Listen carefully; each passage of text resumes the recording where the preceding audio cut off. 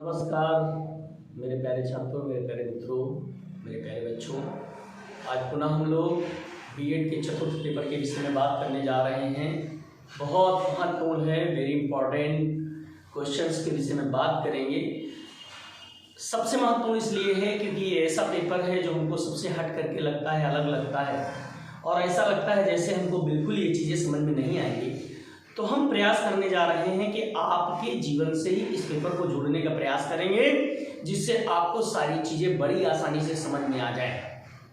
हम लोग जब विद्यालय में पढ़ने जाते हैं तो बहुत सारे ऐसे छात्र मिलते हैं, ऐसे छात्र दिखाई देते हैं जो सामान्य बालक नहीं होते हैं। समझ लेना, शब्दों को ध्यान देना। ऐसे बालक जो सामान्य नहीं होते हैं, ऐसे बालकों को विशिष्ट बालक कहा जाता है या विशेष बालक कहा जाता है ना। ठीक है, जैसे हो सकता है तुम्हारे साथ में कई ऐसे बच्चे हों जो बहुत तेज होंगे पढ़ने में, बहुत आता होगा, मास्टर साहब ने क्वेश्चन बोला, उन्होंने उत्तर दे दिया, तो ऐसे बालकों को हम लोग प्रतिभाशाली बालक कहते हैं। उसी कक्षा में कुछ ऐसे बालक होते हैं कि जब उनसे प्रश्न किया जाता है तो वो प्रश्नों का उत्तर काफी देर से देते हैं, या उनको जब हिंट दिया जाता है तब वो उत्तर दे पाते हैं। तो ऐसे जो बालक होते हैं, ऐसे बालकों को हम लोग कहते हैं पिछड़ा बालक। ठीक है ना। अब तीसरे एक और प्रकार के बालक होते हैं, जैसे मास्टर साहब ने क्लास में कहा 2 और 2 कितना होता है, तो जो विशिष्ट बालक था, तेज था, प्रतिभाशाली था, उसने क्या बोल दिया 4। जो थोड़ा पिछड़े थे, सामान्य ने बोला 4, और जो पिछड़े हैं उन्होंने क्या बोला 2 और 2, 1 2 3 4। साहब 4, मास्टर साहब 4, पिछड़े हुए, बहुत देर से आंसर दिया। अब कुछ बच्चे जी सर क्या कह रहे सर सुनाई नहीं दिया, दिखाई नहीं दिया, लेट आए, समझ में नहीं आया। ऐसे बालक हमारे समस्यात्मक होते हैं, शारीरिक रूप से विकलांग बालक होते हैं। ऐसे बालकों को हम लोग समस्यात्मक बालक कहते हैं। ऐसे ही बालक जो 3 प्रकार के हैं, आज हम लोग उन्हीं को समावेशी शिक्षा के अंतर्गत अध्ययन करने जा रहे हैं। यही 3 प्रकार के बालक, इन्हीं की समावेशी शिक्षा में हम लोगों का अध्ययन करना होगा, इन्हीं के विषय में एक्सप्लेन करना होगा, इन्हीं के विषय में वर्णन करना होगा, इन्हीं के विषय में जानकारी देनी होगी। जो भी प्रश्न पूछे ऐसे बालकों के विषय में आपको बता देना है, और आपकी अपनी क्लास से, आपकी अपनी कक्षा में, आपके अपने विद्यालय में ऐसे तमाम बालक रहे होंगे जिनके विषय में आपको जानकारियां होंगी। चलिए हम लोग बात करते हैं सबसे पहले प्रतिभाशाली बालक की। समावेशी शिक्षा की बात कर रहे हैं। समावेशी माने सभी लोगों के, सभी जाति, वर्ग, धर्म, सभी लिंग को मिला करके जो शिक्षण दिया जाता है, उसी शिक्षा व्यवस्था को, उसी शिक्षा को समावेशी शिक्षा कहा जाता है। कक्षा में ऐसे छात्रों की पहचान करने की जिम्मेदारी शिक्षक की होती है। किसकी होती है? शिक्षक की होती है। ऐसी जिम्मेदारियां शिक्षकों के माध्यम से इसलिए दी जाती हैं क्योंकि बहुत ही आसानी से शिक्षक उनमें प्रतिभाशाली, पिछड़े, सामान्य और समस्यात्मक बालकों को निकाल करके अपने मैनेजमेंट के सामने रखता है, जिसके माध्यम से उनके परिवार तक सूचना दी जाती है कि आपका बालक इस तरीके से शिक्षण में है। यही समावेशी शिक्षा है। इसी के लिए शिक्षा में व्यवस्थाएं की गई, शिक्षा नीतियों में व्यवस्था की गई। विकलांग बच्चों के लिए बहुत सारे विद्यालय देखे होंगे आप लोगों ने, गूंगा बहरा विद्यालय। ऐसे विशिष्ट बालकों के लिए ही ऐसे विद्यालयों की रचना की गई जिनसे उन बालकों को मुख्य धारा से जोड़ा जा सके। समझ में आ रहा होगा, समावेशी का मतलब ही है सभी लोगों को, सभी ऐसे व्यक्तियों को, सभी ऐसे बालकों को जो शिक्षा लेने में असमर्थ हैं, उनको समाज की मुख्य धारा से जोड़ना।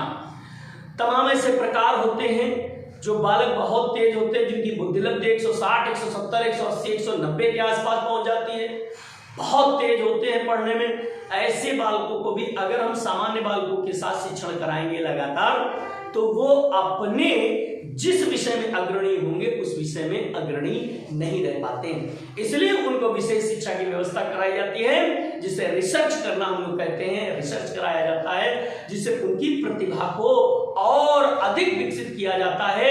यही प्रतिभाशाली बालकों की शिक्षा व्यवस्था का महत्वपूर्ण अंग हो जाता है। ये प्रतिभाशाली बालकों के लिए हुआ, तो पिछड़े बालकों के लिए क्या होता है? तमाम प्रकार के पिछड़े बालक होते हैं। कभी कभी ऐसे होते हैं जिनको देर से समझ नहीं आता है, मगर कुछ ऐसे बालक होते हैं जो कक्षा में 8 दिन, 10 दिन, 15 दिन, 20 दिन, 25 दिन, महीने, 2 महीने, 3 महीने नहीं आते और क्लास में सामान्य बालकों से पिछड़ जाते हैं। ऐसे बालकों को समाज में, कक्षा में मुख्य धारा से जोड़ने के लिए उनको अवसर दिए जाने चाहिए और अवसर दिए जाते हैं जिससे वो कक्षा में सामान्य बालकों के साथ आ जाएं और उनको मुख्य धारा से जोड़ा जा सके। इसी तरीके से हम लोग बात कर लेते हैं, ये पिछड़े बालकों की बात हो गई जो कक्षा में पिछड़े हुए। सामान्य पिछड़े बालक को सामान्य बालकों के साथ लाया जा सकता है, ये ध्यान रखिएगा, ठीक है ना। उनको समय दे करके, कभी कभी क्या होता है हम अस्वस्थ हो जाते हैं और क्लास में नहीं जा पाते सॉरी, क्लास में नहीं जा पाते, तो जब हम नहीं पढ़ेंगे तो हमें ज्ञान नहीं होगा उस विषय का, तो जाहिर सी बात है पिछड़ जाएंगे, पीछे हो जाएंगे। वहां पर हमको जब अध्ययन करने को मिलेगा तो हम उसमें सामान्य बालकों के साथ कार्य करने लगते हैं। तो ऐसे बालकों को अवसर दिया जाता है। तमाम ऐसे पिछड़े बालक होते हैं जो बहुत धिम्मड़ होते हैं, जिनको हम लोग धिम्मड़ कहते हैं, पिछड़े कहते हैं, बहुत धीरे धीरे चलने वाले बालक कहते हैं। ऐसे तमाम बालक होते हैं जिनको भी धीरे धीरे साथ में लाने का प्रयास किया जाता है, उनकी बुद्धिमत्ता को विकसित करने का प्रयास किया जाता है। शारीरिक रूप से अक्षम बालक, समस्यात्मक बालक, कई ऐसे बालक तुम लोगों ने देखे होंगे जो विकलांग होते हैं। विकलांगता के भी कई प्रकार होते हैं, आंशिक विकलांग, आधा विकलांग और पूर्ण विकलांग। पूर्ण विकलांग का तात्पर्य होता है ऐसे बालक जो बालक विभिन्न प्रकार की समस्याओं से ग्रसित हों और वो बोलने, चालने, सुनने, बैठने, उठने में असमर्थ हों, ऐसे बालक हमारे पूर्ण विकलांग बालक कहलाते हैं। तमाम बालक होते हैं, जैसे हम लोगों ने बात की बहरे बालकों की, तो कभी कभी बालकों को आंशिक बहरा होता है जो थोड़ा तेज बोल तो सुनाई देता है। तमाम बालक ऐसे होते हैं जो तेज बोलने पे भी नहीं सुनाई देते, मतलब पूर्ण रूप से बहरे बालक होते हैं, ठीक है ना। ऐसे ही दृष्टिबाधित छात्र भी होते हैं हमारे मध्य में। दृष्टिबाधित का तात्पर्य होता है जिनको कम दिखाई देता है, हो सकता है उनमें दृष्टि दोष हो, कोई आंशिक दृष्टि दोष होता है, उसको हम लोग कहते हैं कि दूर दृष्टि दोष, निकट दृष्टि दोष। बहुत सारे ऐसे दृष्टि दोष हैं जिनमें हम लोगों को कम दिखाई देता है, बालकों को कम दिखाई देता है। ऐसे बालकों की भी पहचान की जाती है। कभी कभी ऐसे बालक होते हैं जो पूर्ण रूप से अंधे होते हैं, ऐसे बालकों को भी शिक्षण देना चाहिए। इनके लिए लिपि का निर्माण हो चुका है, आप लोगों को पता होना चाहिए, ठीक है ना। और जिनको कम दिखाई देता है उनके लिए मोटे अक्षरों की किताबों की व्यवस्था की जाती है। तो ये शिक्षण व्यवस्थाएं हैं, ऐसी शिक्षण व्यवस्थाएं जो हम लोग करते हैं, हमारी शिक्षा नीतियों के माध्यम से समाज को दी जाती हैं। यही शिक्षा व्यवस्था हमारी समावेशी शिक्षा व्यवस्था कहलाती है। समस्यात्मक बालक, देखिए प्रतिभाशाली बालक का तात्पर्य सकारात्मक प्रतिभा, मैंने आपको लास्ट क्लास में भी बताया, और नकारात्मक प्रतिभा भी होती है। सकारात्मक प्रतिभा एक है GA करके हैं, ग्लो एवन करके मनोवैज्ञानिक है। उन्होंने 500 प्रतिभाशाली बालकों का अध्ययन किया। तो उन्होंने 500 प्रतिभाशाली बालकों का जो अध्ययन किया तो उन्होंने ये पाया कि बहुत सारे ऐसे बालक हैं जो वंशानुक्रम के कारण बुद्धिलब्धि को हासिल करते हैं, और बहुत सारे ऐसे प्रतिभाशाली बालक होते हैं जो वातावरण उचित न मिलने के कारण उनकी मानसिकता जो होती है वो कमजोर पड़ जाती है, बुद्धिलब्धिता जो होती है वो कमजोर पड़ जाती है। तो बालक की वृद्धि विकास के लिए वातावरण और वंशानुक्रम दोनों महत्वपूर्ण है। वंशानुक्रम का मतलब होता है माता पिता का बीजांड, ये हमारे लिए बहुत महत्वपूर्ण होता है। जैसे माता पिता होते हैं वैसे ही हमारे बालक होते हैं, और उनको अगर सही और उचित मार्गदर्शन मिलता चला जाता है तो वही बालक हमारा श्रेष्ठ बालक और प्रतिभाशाली बालक बन जाता है। हमने कल भी बताया था आपको कि बालकों को माता पिता का सबसे बड़ा कर्तव्य है उनकी देख रेख करना। बहुत सारे बालक ऐसे हैं जो एक मनोवैज्ञानिक ने अध्ययन किया और उन्होंने पाया, उन्होंने भी 500 बालकों पर अध्ययन किया, और उन्होंने जो पाया वो समस्यात्मक बालकों पर अध्ययन किया।